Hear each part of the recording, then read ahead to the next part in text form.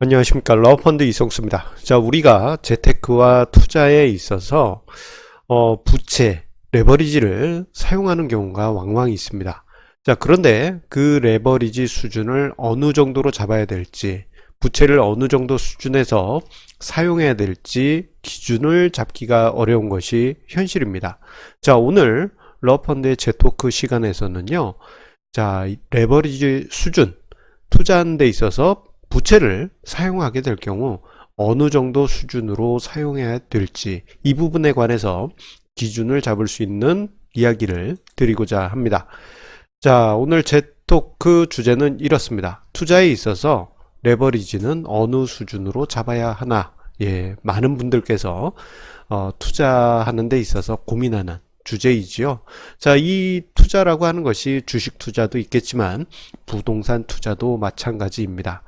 자, 레버리지를 사용하면은 수익률을 극대화시킬 수 있고 수익률이 극대화되는 그러한 장점이 있다 보니까 레버리지를 사용하지만 반대로 가격이 원치 않게 하락하게 될 경우는 레버리지 수준만큼 수익률이 극단적으로 나빠지는 양날의 칼을 가지고 있습니다. 자, 그렇기 때문에 투자하는 투자 대상의 특성에 따라서 레버리지, 즉 빚의 성격은 다르다고 할 수 있겠습니다. 자, 여러 가지 특징이 있을 수 있어요. 주식 투자나 부동산 투자, 채권 투자 등 다양한 투자 대상에 대해서 여러 가지 이제 대출 관련한 제도들이 있습니다. 뭐 채권 투자는 뭐 빼더라도 주식 투자나 부동산 관련한 투자에서는 레버리지 제도들이 분명 존재하죠. 주식 관련 투자라고 한다면은 신용융자나 주식 관련 주식담보대출 등이 있을 거고, 부동산 투자 같은 경우에는 부동산 담보대출 등이 있을 것입니다.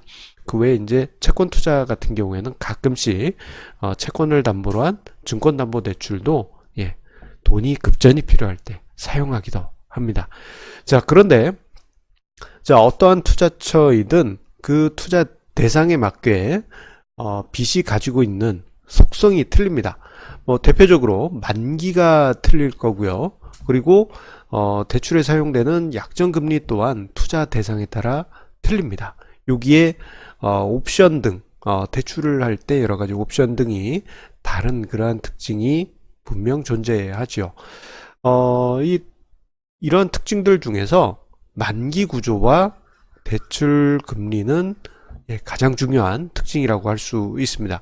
자, 그런데 대표적인 투자 대상이라고 할 수 있는 주식과 부동산 같은 경우 이 대출 관련해서 만기와 대출 금리가 현격하게 틀린 그런 특징이 있습니다. 부동산 관련 대출 같은 경우에는 만기가 연 단위로 제법 긴 편입니다. 심지어는 부동산 관련 대출에서는 3년 만기다 그러면 단기 대출이라고 불릴 정도죠. 심지어는 30년 이상의 장기 대출, 여기에 고정금리로까지 계약을 맺을 수가 있습니다. 그리고 이 부동산을 담보로 하다 보니까 대출 금리 자체가 상대적으로 낮은 그러한 특징이 있습니다. 이에 반해서 주식 관련 대출 같은 경우에는 만기가 수개월 단위, 생각보다 많이 짧죠. 길어봐야 롤오버 해가지고 1년까지 길어지긴 합니다만 전반적으로 수개월 단위의 짧은 만기 구조를 가지고 있고, 대출금리 또한 신용대출 수준으로 높은 금리 수준을 보여주고 있습니다. 자, 그렇기 때문에 이러한 만기 구조와 대출 금리 구조가 있다 보니까 우리가 레버리지를 사용할 때 좀 고려해야 될 부분이 많이 있습니다. 일단 극단적인 가격 충격과 대출 만기 구조에 따라서 레버리지 정도가 틀리다고 언급을 드렸는데요.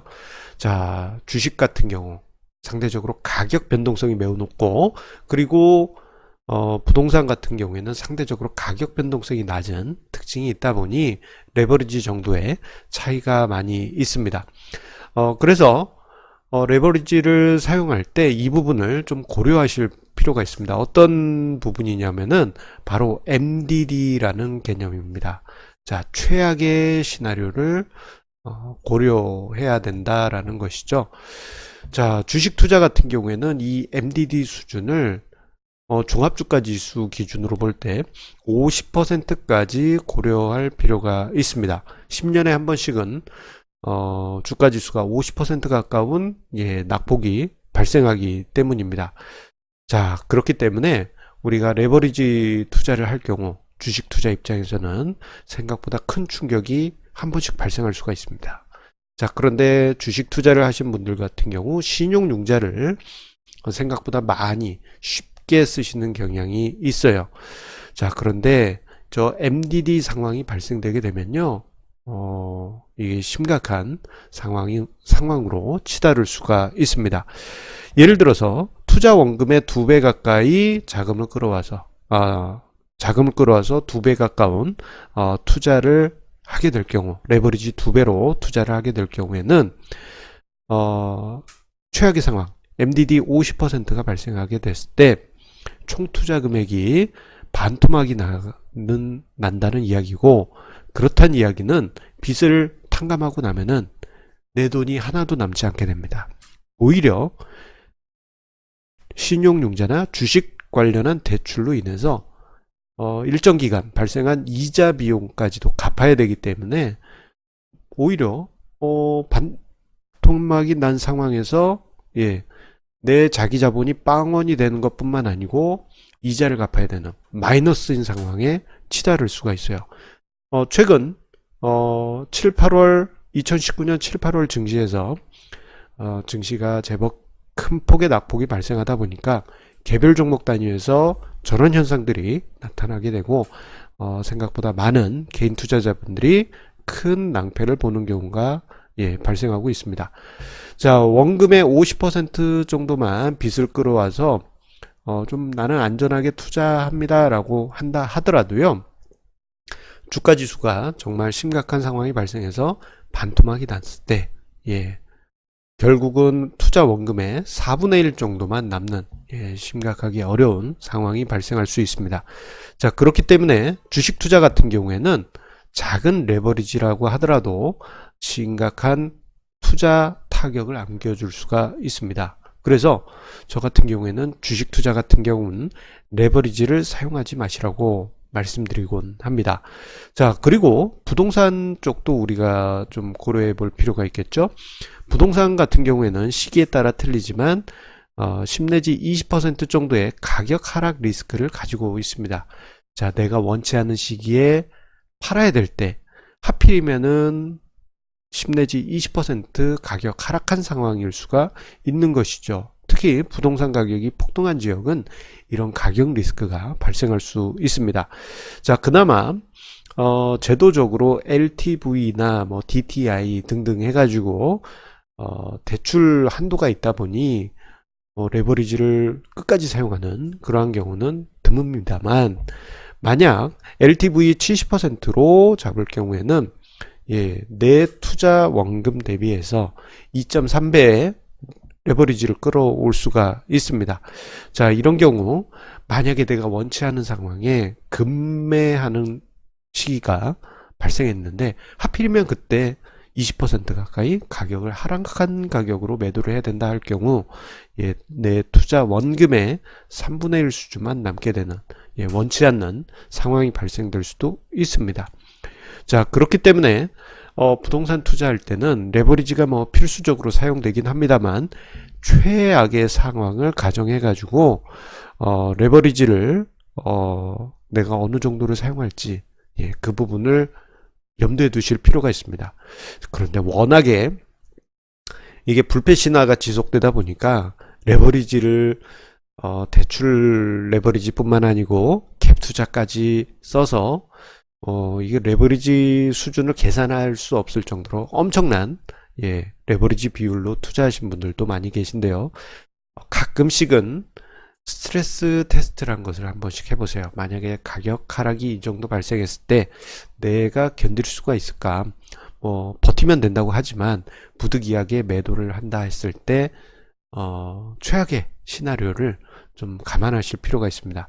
최근에 보게 되면은 뭐 집을 100채 가까이 갭 투자하셨던 분이 심각한 낭패가 발생해서 뉴스에 나온 상황들도 있습니다. 뭐 그런 상황이 우리 일반적인 사람들에게는 발생하진 않겠지만 그런 최악의 시나리오도 좀 생각해 보실 수가 있습니다. 자, 그나마 이 부동산 쪽의 대출 같은 경우 유리한 점이 있죠. 듀레이션을 길게 할 수 있는 장기 대출이 가능하다라는 점입니다. 앞서서도 언급드렸지만 10년, 20년, 30년 등의 장기 대출을 할 수 있기 때문에 만약에 대출하게 된다면 최대한 길게 가지고 가실 필요도 있겠습니다. 자, 뭐 여러 가지 이야기를 드렸습니다만, 자, 이렇게 따지다 보니까 레버리지 투자할 때 과연 어떻게 해야 될지 이 부분을 종합적으로 정리를 하기가 좀 어려우실 수도 있겠어요. 그래서 마지막 부분에는 정리를 하는 차원에서 요약을 해서 이야기를 드리도록 하겠습니다. 자, 중요한 것은 대출의 만기 구조를 여러분들 꼭 체크를 하실 필요가 있겠고요.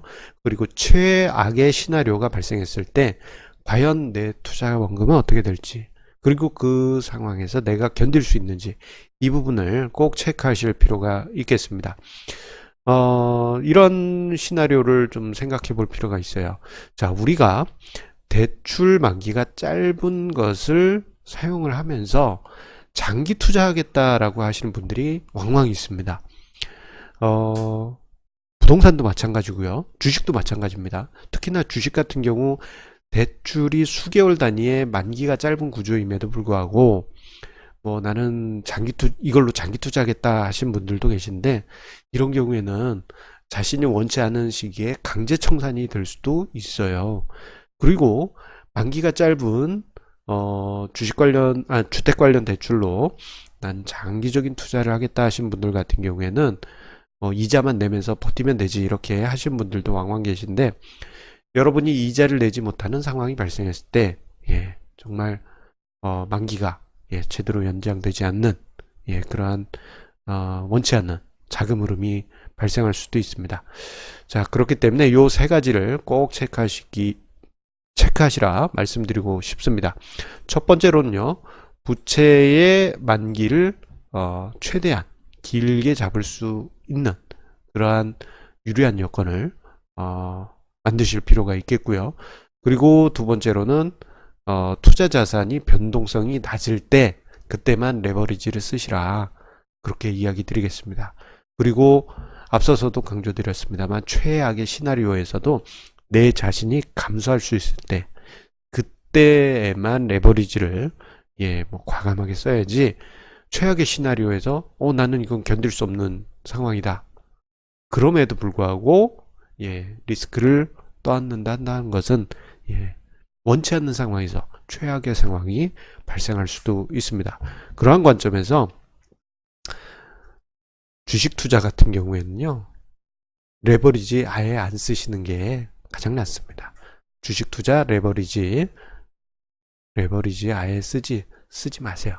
주식 투자는 그 자체만으로도 레버리지를 쓰지 않아도 변동성이 크기 때문이죠. 자, 이 점을 꼭 감안하시고, 마지막으로, 자, 가끔 이런 상황이 발생할 수 있습니다. 어떤 투자 대상이 모두가 여기가 대박 날 거라고 이야기합니다. 거기가 뭐 부동산이 됐든 주식이 됐든 어떤 뭐 원자재가 됐든 뭐 어떤 투자 대상이 됐든 그러한 유혹이 들어오고 빚을 내서라도 투자해야 된다라는 그런 유혹이 떨어진다 한다면요, 그런 데는 절대 레버리지를 사용하지 마십시오. 거기는 10중 8구 상투일 가능성이 매우 높습니다. 이 점을 감안하시면서 레버리지 투자 사용하실 때 최악의 시나리오, 그리고 어떤 투자 대상의 가격 변동성, 그리고 만약에 하게 된다면 최대한 만기는 길게, 이 점만 감안하신다면 투자하시는데 어떤 참고하실 만한 기준이 되시리라 생각이 됩니다. 자, 오늘 러브펀드의 재토크 함께 해주셔서 감사드리고요. 항상 우리 애청자님의 구독, 좋아요, 공유해 주시는 그 마음에 감사드립니다. 그러면 다음 주에도 좋은 주제로 재토크 찾아뵙도록 하겠습니다. 감사합니다.